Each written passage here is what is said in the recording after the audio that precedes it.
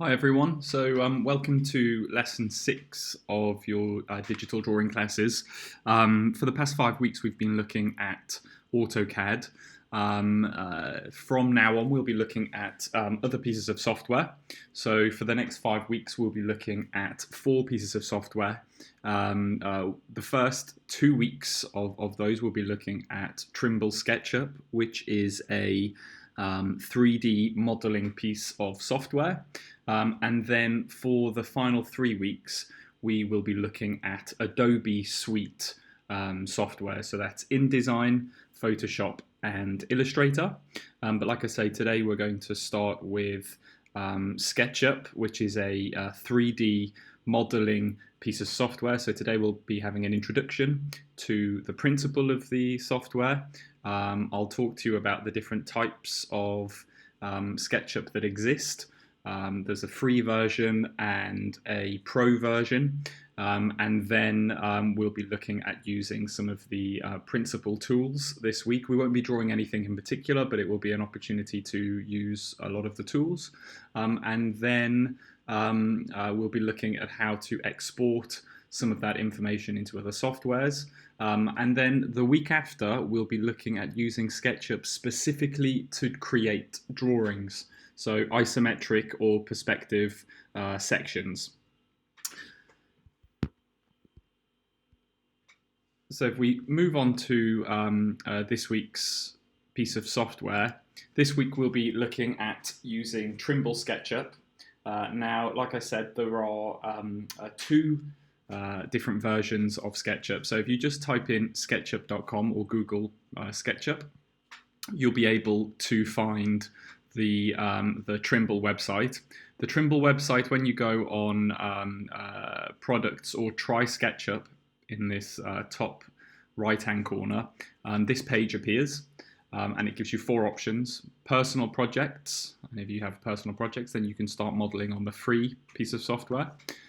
Higher education, you can start a free trial, and then after that you have to pay for the pro version. I think from memory the pro version is around £40 per year, and we'll look at the differences between those two. If you want to start, you can either download the free trial to start learning. I think that's probably a good idea. Alternatively, you can start modeling for free. If you click here, it gives you the opportunity to model within your internet or Safari browser. So the piece of software appears within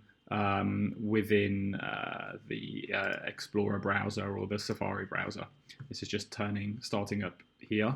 But I have, here's start modeling. So you can see here, this is how it would appear if you were to use it in within your internet browser. You can see here, there are tools along either side, and you can see it is a 3D piece of software, and you always get a strange person within the software to show you scale to begin with. But instead of using the free version, I'm going to be using the pro version, which is an actual app rather than something that you access through Safari or Google Chrome or Internet Explorer or anything like that. So I'm going to start my SketchUp app. So if I click on here, my SketchUp app will open. So this is what you will see when you download the trial version of SketchUp Pro. The first thing that appears is you have a choice of generic models. I would always recommend architectural and millimeter. You remember from using AutoCAD that we work in millimeters within architecture, so it's a good reason to continue working within that unit. In order to start, we just click on the frame. You can see here we get a slightly different person, but again the reason for the person is to give us an idea of scale and where we're zoomed in. So in terms of SketchUp as a principle, as a piece of software, is very similar to AutoCAD in some ways, in that we draw a lot of these symbols are potentially a little bit more intuitive a little bit easier to understand than they would be with AutoCAD. You can see we can draw shapes like we would with AutoCAD. The difference is you can see that they're potentially 3D shapes instead of two-dimensional like with AutoCAD. If I just delete that, we can also create shapes if we hold down. There are lots of different shapes that are possible. The big difference is that we have this button, which is push pull, and that means that we can start to create three-dimensional shapes. So the principle of AutoCAD is that you draw two-dimensional drawings very accurately. The principle of SketchUp is that you create a shape and then you push it and you pull it, and you push it and you pull it in order to create a three-dimensional shape. And this week we'll be looking at how to use some of the tools, the principle behind SketchUp, and then next week we'll be looking at using SketchUp for very particular drawings. But I thought it was worth just having a quick look at these are some obviously quite advanced SketchUp models, but you can see the type of model that we would begin to create the more we understand this piece of software. You can see that you can have light and shade, you can select materials, and then there is a piece of software called V-Ray, which is spelled V-R-A-Y. And V-Ray allows us to create renders from a SketchUp model. So this is a SketchUp model. This is rendered with Lumion 9, which is a piece of software that I don't know and I don't use. But another piece of software that you can use is V-Ray. So here you go, V-Ray for SketchUp. This piece of software allows us to model quite simple things using a push-pull tool.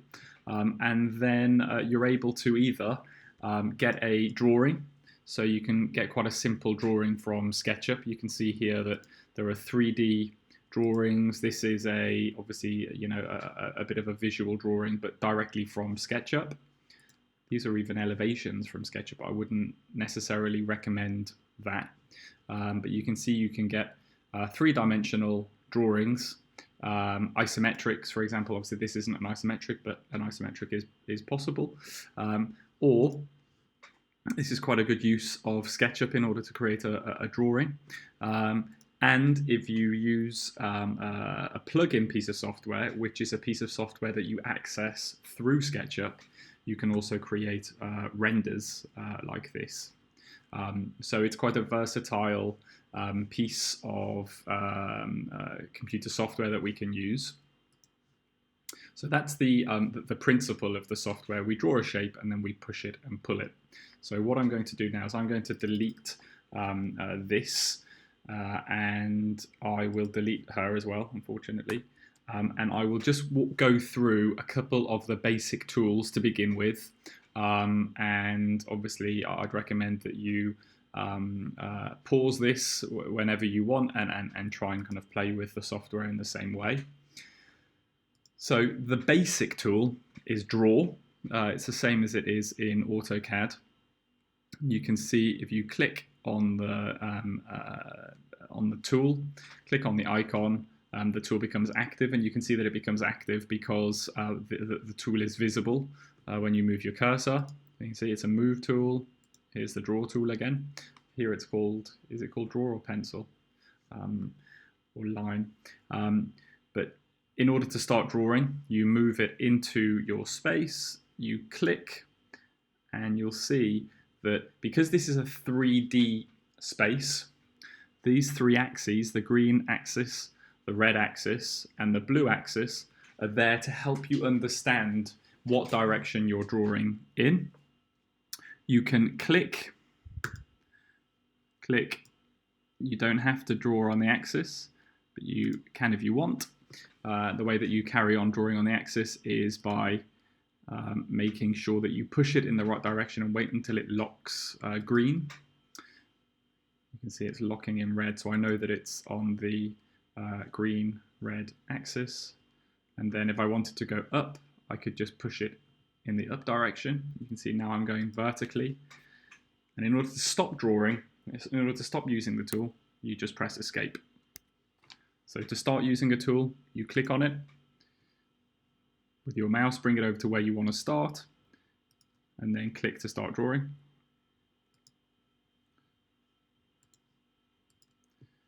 And then in order to stop, you just press escape or close the shape.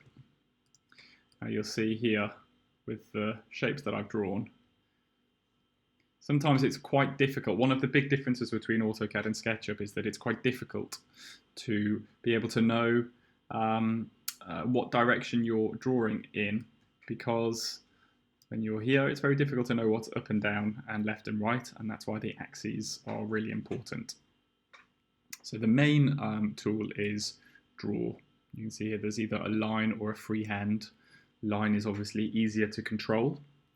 Now, like AutoCAD, you can start using the line tool, click, push it in the direction that you want, and then if you look down in the bottom right-hand corner, there's a dimension, and it keeps changing as I push, and that shows you how long the line is. In order to draw a line that is 8 meters long, you just type in 8000 and hit enter. And there you go. We have an 8-meter line. But SketchUp is less of an accurate piece of software. It's not really a piece of software that is used to create construction drawings, for example. SketchUp is a piece of software that is used to create drawings and visuals and communicative pieces rather than accurate built drawings or built information. So you can see it's used to create more communicative, illustrative drawings rather than something that's a bit more technical, like you can create in AutoCAD. Although I'm sure drawings like this will help the construction process because you're able to communicate what the look and feel of a building should be like to a builder. AutoCAD is the software of choice to create technical drawings. SketchUp is definitely something that is used to create more illustrative, graphically interesting, communicative drawings. So the second tool that I've just used there is the eraser tool. Again, you just click on the tool in order to use it. So if I just start drawing, I'm going to draw a 10-meter long line. That's 10, 0, 0, 0, 0, and hit enter. And then I'm going to draw another line that is 5 meters, 5, 0, 0, 0. And then I'm just going to move it over, and you'll see at the end of a point, it snaps. You can also see that it snaps at midpoints, which is something that in AutoCAD we obviously set up in the workspace down here somewhere with a button. In SketchUp, that's all preset. And again, that suggests the difference between AutoCAD and SketchUp. SketchUp is much more intuitive and simple. So if we've used the eraser and the line tool, the next thing to look at is the push-pull tool. We'll come back to the ones that we haven't quite used. So push-pull, if you click on it, it's very obvious what it is. It is an opportunity to create a 3D shape from a 2D shape, and that's what differentiates this from other pieces of software. And again, you can see that as I move the push-pull, if you look down in the bottom right-hand corner, again, the dimension is visible. So if I type in 9,000, you'll see that I've pushed this shape up 9 meters.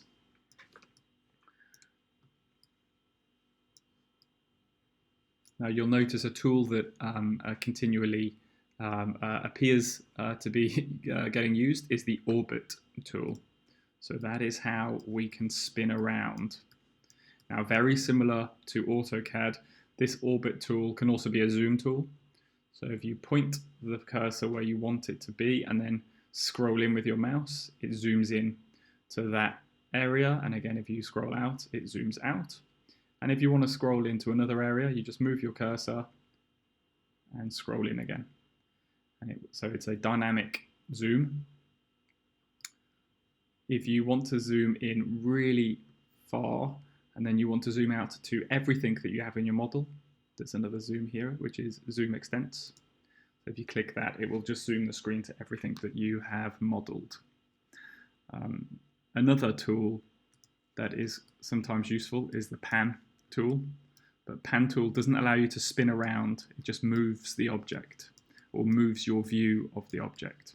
So the most useful tool is orbit, because you can pan, you can spin. If you're using the orbit tool and you press the space bar, it stops being used. If you want to zoom extents again, you can click that, so you can see how far, you can see all of the things that you've modeled so far. So there, we're going through this quite quickly because they're relatively simple tools to use, but we've looked at the line tool, the push-pull, and the orbit tool. And that is how you're going to navigate around a SketchUp model.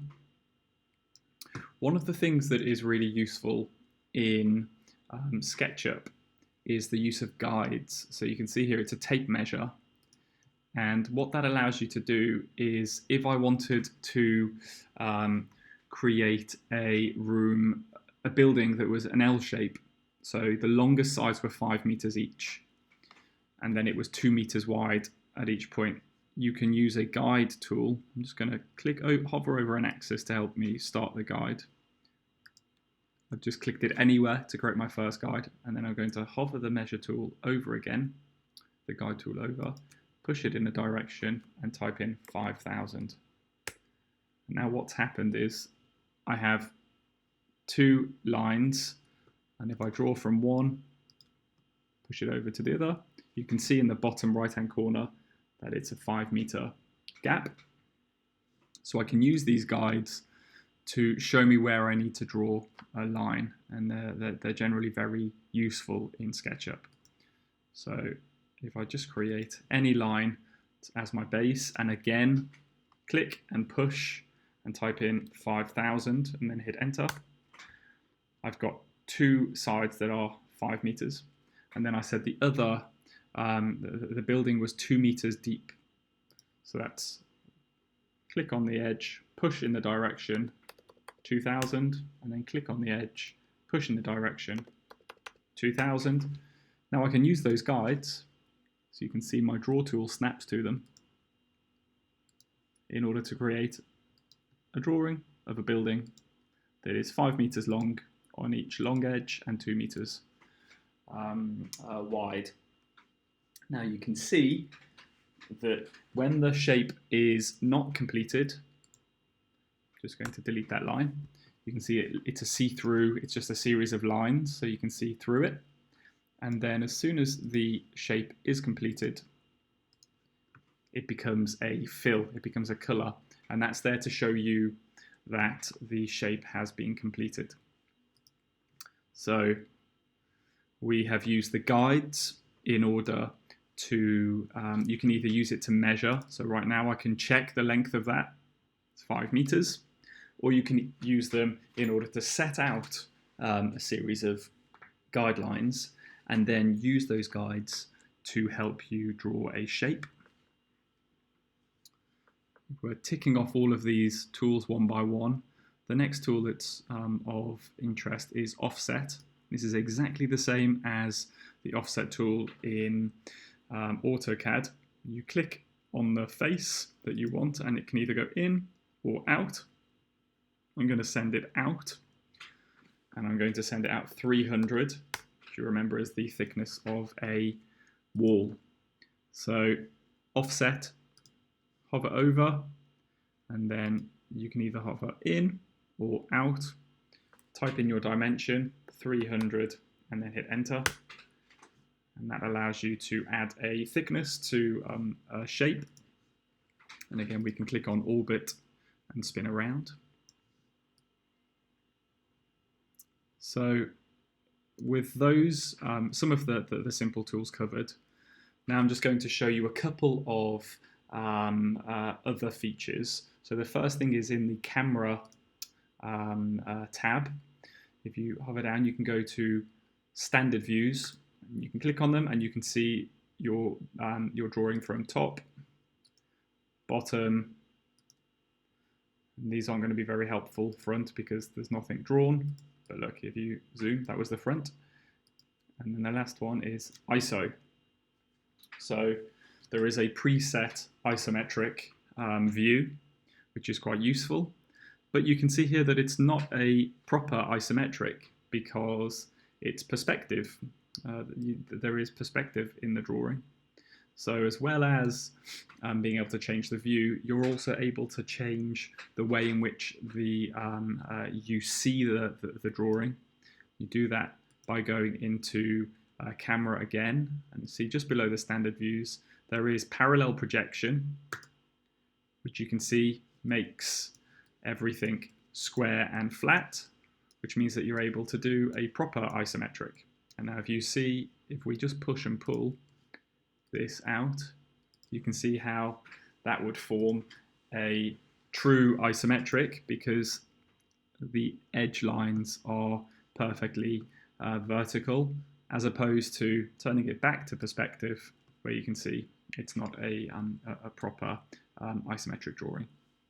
So you're able to change the way that you view the drawing, parallel projection. Now, if we look at standard views front, that's a perfect flat elevation. So you could create at least the templates or the kind of backdrop for a proper drawing using SketchUp if you have parallel projection on. But I'm going to go to perspective to carry on modeling. Now, the next thing to think about is how to select. And now we looked at this last time with AutoCAD. You have the same thing with the selection. How if you select from left to right, the whole thing has to be covered in order for something to be selected. So I didn't cover this line fully and it's not been selected. But if you go from bottom to top or right to left, you just have to select a bit of the line. As long as you touch it, it becomes selected. But as well as that option, there's also another type of selection in SketchUp, and it's to do with the number of clicks. So if we zoom into somewhere, if we do one click, you select the thing that you have touched, only the thing that you have touched, and it can either be a line or a surface. If you select 2 clicks, it selects every line and surface, sorry, every line attached to what you've just clicked. So you do it again here. It selects the surface and then every line attached to that surface.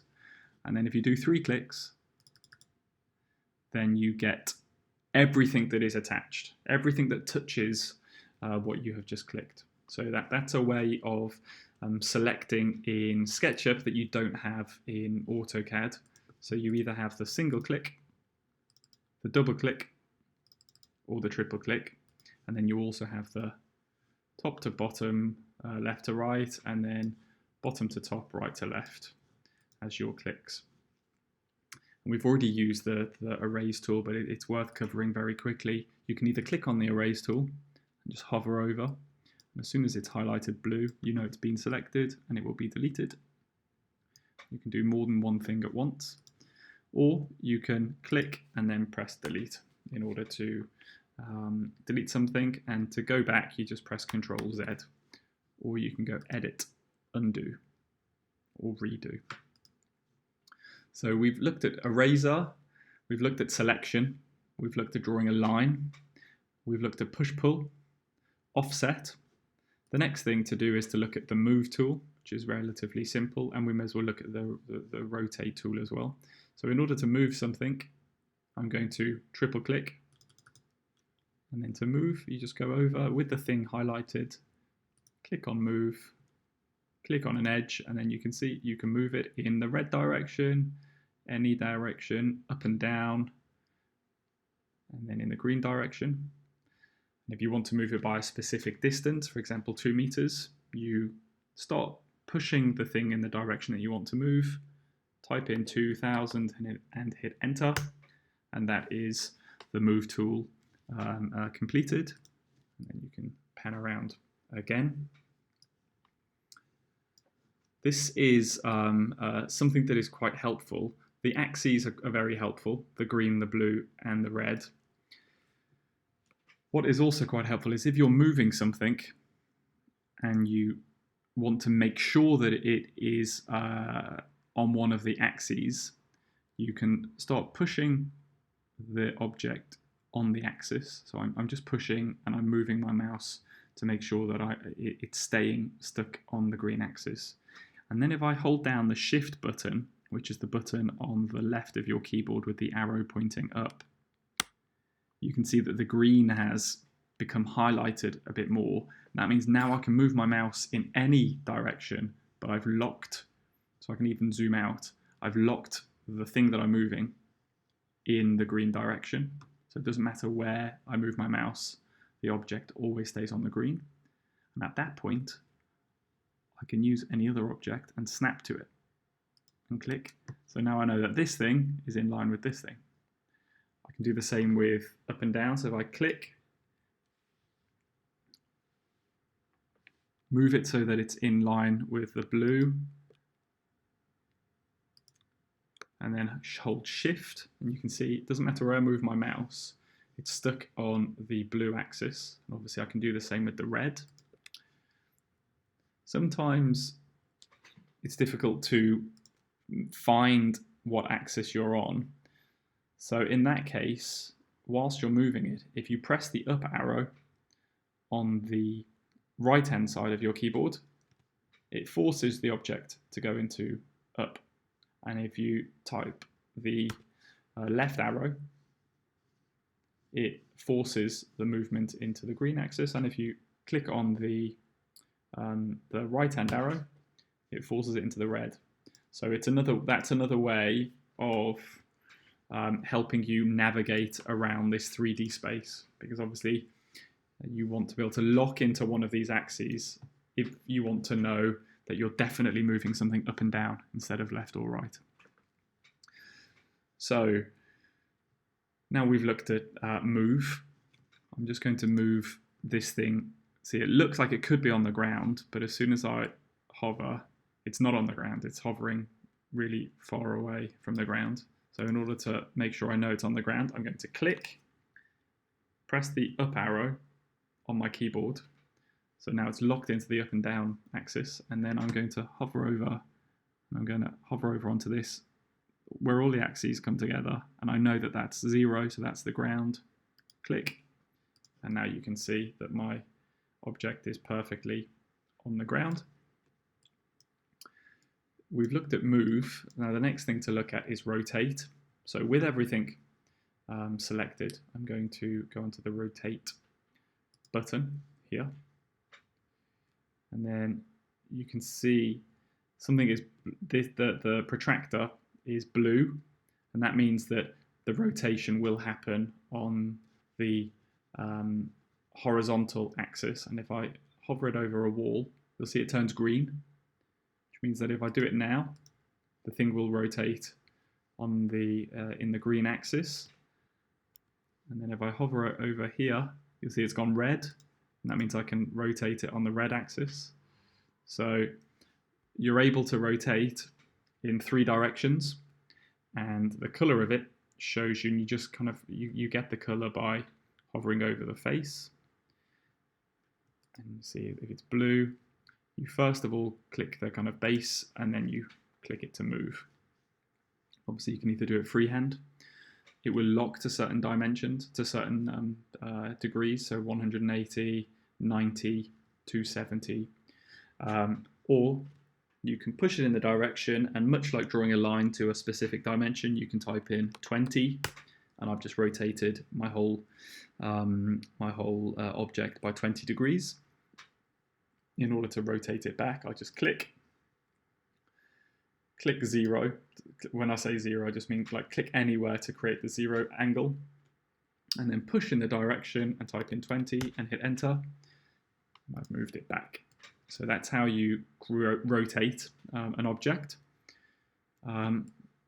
With that rotation, I am now going to look at a couple of the other shape tools. So if you hold down on any of the tools that have these little arrows, if you hold down on them, there are more options. Arc tool is simpler in SketchUp.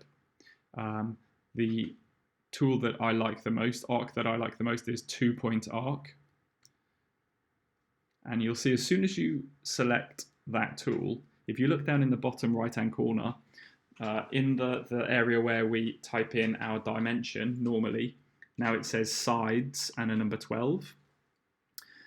That, if we now draw an arc somewhere, I'm going to draw it on the edge of this building. So click to start, click the end point, and then push in the direction that you want, and you can see it can either go up or it can come out.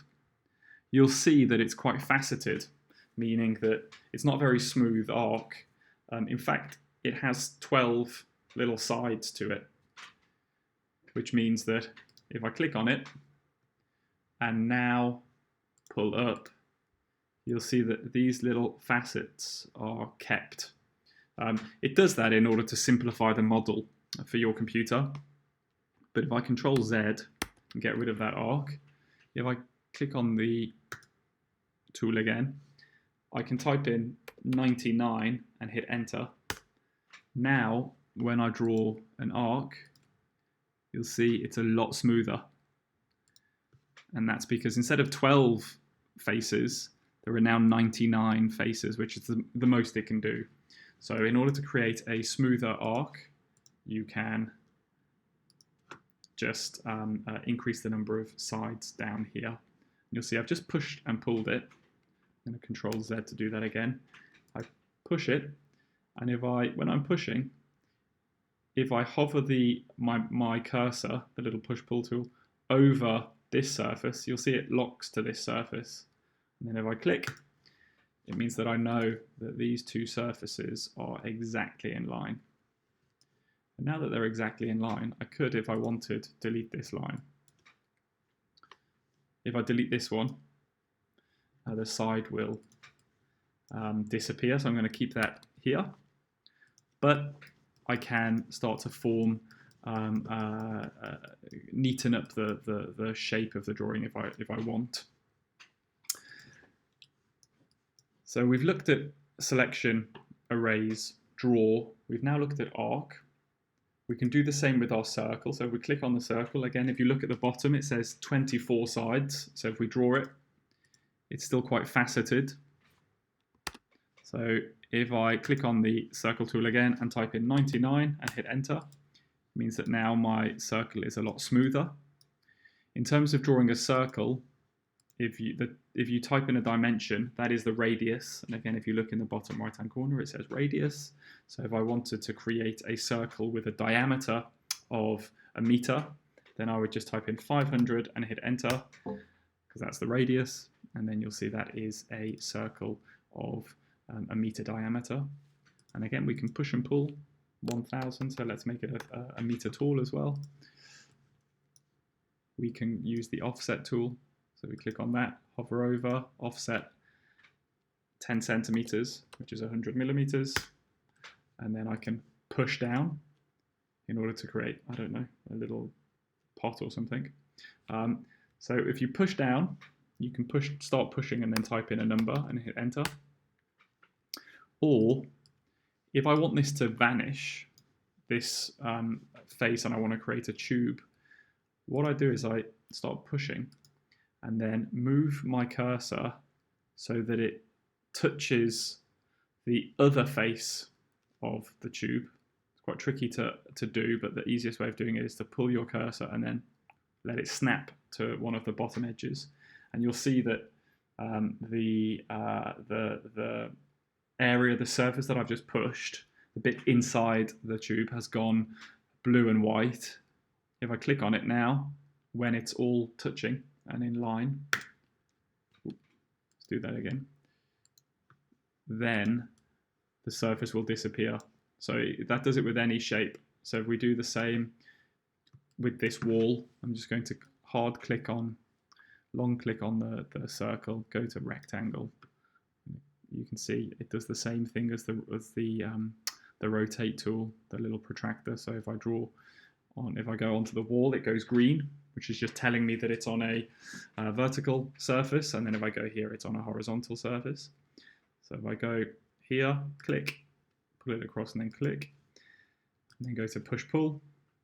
If I go really slowly, it'll get to a point where the thing I'm pushing meets the outside wall of this, and as soon as it does that, it will go blue, and it says on face, and there's a little blue diamond which also tells me that they're touching. And if I click now, it subtracts one from the other, so it deletes one from the other. That's a nice, easy way of being able to create things like windows. And when you've created them, if they're not quite the right size, you can still use your push-pull tool to make them the right size. And just to test that theory one more time, if I push this and let it meet the other one, it hasn't deleted because there were lines in the way. These lines were keeping it in place, but I can just delete it using my eraser tool. Now you'll see that I accidentally touched this thing, which is the paint bucket, but the paint bucket is a good tool to look at now. If you touch the paint bucket, there are lots of different options within here. Now I would say that from a professional point of view, drawings, if we go back here, drawings that look like this, with all of these surfaces that have been painted, they're not the most professional looking drawings. So what I would always recommend is being able to use SketchUp to get the 3D shape, and then exporting the 3D shape and photoshopping the textures. I think that's the best way of getting a high quality drawing. But sometimes it is quite useful to have something like, we go for wood, so I'm on the brick option, which is just lots of different types of materials. And if I give it some time, wood, here are lots of different options of wood. So you can see there are some presets here. I've just clicked on one, click on my paint bucket, and then you can see I've just clicked in here.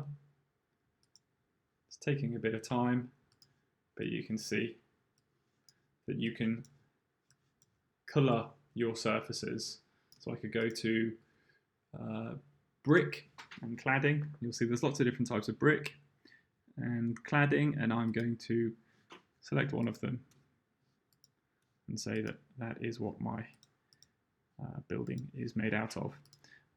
It can be quite useful in terms of a very early stage drawing, but like I say, I think the best way of getting a high quality drawing is to create the shape in SketchUp and then export the shape and then work on the drawing, either tracing over it by hand.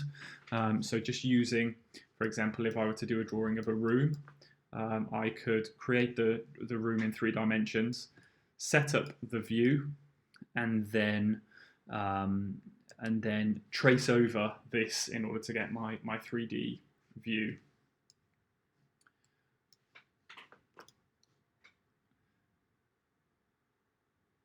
Here are a couple of other tools. As well as the guide tool, there's a protractor. So as well as being able to use a tape measure to create a guide, in this way, you can also set an angle. So if you click on the protractor, hover over either a line or a guide, click first time to tell the angles where to start, and then push. You can see you can create angled guides as well. So you can click. First click tells the protractor where to start measuring from, and then you can see in the bottom right hand corner there's a number again, and you can it will snap to certain degrees, or you can type in 65 and hit enter, and then that's a 65-degree line there. And again, you can use that in order to draw from, which is quite useful. I'll just zoom out to see what we've drawn so far. It's great. Now, we've looked at, they're all of the basic tools. To be honest, there's the scale tool, which is something that we've not looked at so far, but if you hover over something, click scale, you'll see all of these buttons appear. If you hover over that one, it will just pull it tall. If you hover over a side one, it will pull it sideways. If you hover over one of the edges, it will do it proportionally. And if you want a specific scale factor, for example, you want to make it twice as big, you can click, push in the direction, type 2, and then hit enter. It will make it twice as big. Do it again, type 10, it will make it 10 times as big. So scaling is really easy in SketchUp again. So I'm just going to Control Z in order to get that back. Now, there's one major thing that is important to talk about now, which is a little bit like trying to simplify our AutoCAD drawings with layers. One of the things that we can do in SketchUp is put things into groups. And the reason we do that is that this is, if I triple click, this is a nice, clearly identifiable modeled object that I want to have in my model. This is another separate thing. If they were grouped, I'm going to group this one now. So I've selected everything. I'm going to right click and then make group. Now if I move this one over here, you can see they've clashed, but I can do whatever I want, spin around, whatever. If I now try and move this one, they're still completely separate things, which is really good and really helpful. If it wasn't grouped, so I'm just going to ungroup that. Again, it's selected. You can see it's in a group because it has this little blue box around it. I'm going to explode it, which is stopping it from being a group. I'm going to do the same thing. I'm going to move it over there, spin around a bit. Now, if I try and move it back, I can't select it separately because it's not a group. So if I've done the triple click, everything has been selected. I can try and select a bit of it and pull it, but you can see it's stuck to the other thing. I can try and move it sideways. It's not even allowing me. There you go, I'm moving it sideways, but look what's happening. The other thing that I've drawn is being ruined by it. So it's really important that throughout the process of modeling, when you have something modeled, you triple click and make it a group. And do the same for everything. Triple click, make it a group. And now it means that these are all manageable things and you can do whatever you want with them, but they're still separate and manageable. Now, I'm going to explode this, which means ungroup it, because when I made it a group, there was one more option that you might have seen. If I right click, instead of make group, there's something called make component. So if I click on make component, it just asks me to give it a name. I'm just going to leave it as component number 1. Now if I copy something over, if I copy this, you can do that by using the move tool. You hover over, click, and now to turn move into copy, just press the Control or Command button. So it's the Option button in Apple and the Control button in Windows. So it's the Option button in Apple and the Control button in Windows. So I'm going to do that one more time. Click. You see it's a move tool. If I press Option in Apple, suddenly there's a little plus arrow that appears underneath the move symbol, and now it's copy instead. So I'll do that one more time. In order to turn move into copy, you just click on the move tool and then press Option. You can obviously press it again to turn it off. So now we have two of these things. This is really useful, for example, if you have a building with 50 windows, they're all the same size window and all the same size design. If you make one and then make it a component, if you change one, they all change. That only happens with components. So you can do whatever you want and they all change. And that's the beauty of a component instead of a group. So like I said, I would do that with things like pieces of furniture or windows. Now I'm aware that we've gone on to 46 minutes already, so I'm going to do two more things for today, and then we'll leave things like creating scenes and setting up views for next week's lesson, which is when we're going to be looking at how to create drawings from SketchUp. The last thing I would do for today is showing you how to create multiple copies at the same time. So you select the thing, come up to move. I'm going to use this as my little base point, but it could be anywhere. I'm going to click and then remember to press Option to turn it into a copy thing, the copy tool. Move it over. It's going to snap again, but it could be anywhere. I'm going to use this to snap. And when you've stopped copying, if you then press Shift, which is the up arrow on the left-hand side of your keyboard, and then whilst you're still holding down Shift, type in touch number 8 at the top of your keyboard, and you'll see that a little asterisk has appeared in the bottom right-hand corner. That's multiply, that means times. And then if we type in 10 and then hit enter, we zoom out now, you'll see that it's copied it 10 times. So a good way of copying a number of things all to the same distance is by copying and then typing in Shift 8 or Shift asterisk to make times, and then a number, whatever number you want to copy something by. And then the last thing that I want to look at today is how to download certain models into your SketchUp model. So one of the beauties of SketchUp is that it's an open source piece of software. So if you go to Google and type in SketchUp 3D Warehouse, and then you can see if you click on here, this is a free open access website, and you're able to download. Lots of people have made, either companies make 3D versions of their furniture, or if you go in here and type in Route Master, you'll be able to find, I'm sure there'll be a London bus. Products, click on models instead of products.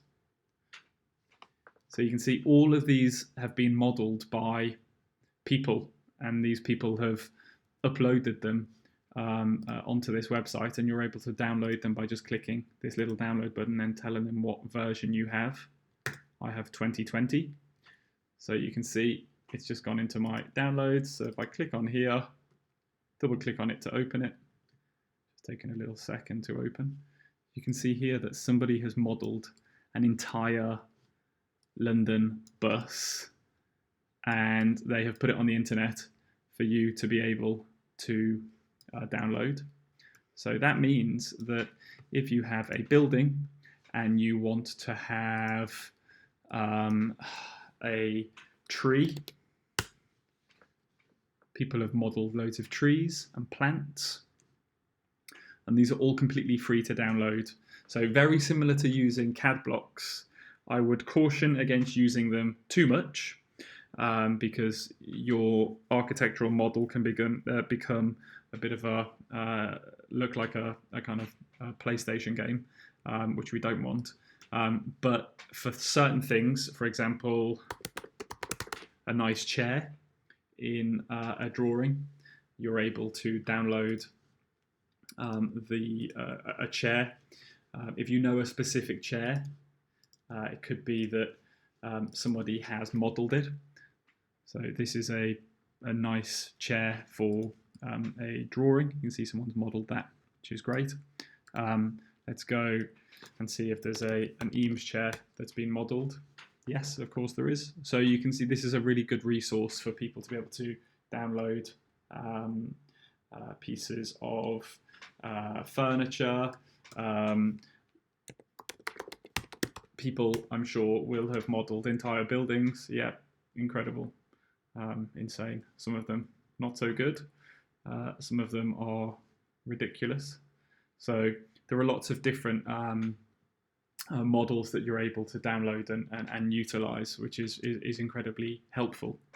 So that's all we're going to look at today, because it'll be nearly an hour by the time we finish, and that's obviously quite a lot to take in. Next week, we're going to look at how to set up scenes so you're able to select the view and then save it in SketchUp. We're going to look at how to use sun shadows, how to change styles, and how to export information so that we can use it in different pieces of software. So we'll look at all of that next week. But for this week, I would recommend just playing around with SketchUp and trying to feel a bit more comfortable with it as a piece of software.